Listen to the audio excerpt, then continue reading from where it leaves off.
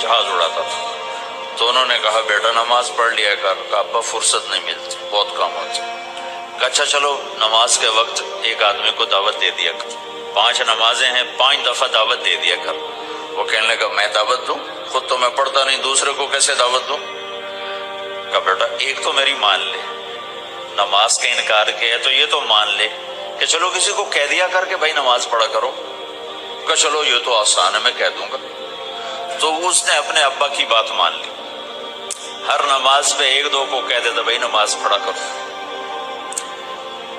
اس کے والد فوج میں جرنیل تھے، یہ کیپٹن تھا، دونوں کی ملاقات نہیں ہوئی۔ 6 مہینے بعد باپ بیٹا کی ملاقات ہوئی تو دیکھا تو کپتان صاحب کی داڑھی بھی اور ماتھے پہ محراب بھی۔ انہوں نے کہا بیٹا یہ کیا ہوا؟ کہا آپ نے مجھے پھنسا دیا۔ وہ جب میں لوگوں کو کہتا رہا تو میرے اپنے اوپر اثر ہونا شروع ہو گیا کہ میں اپنے آپ کو ملامت کرنے لگا کہ اوروں کو تو کہہ رہا ہے، خود تو پڑھتا نہیں۔ کہا اس نے مجھے کھڑا کیا اور میں نماز پہ آیا۔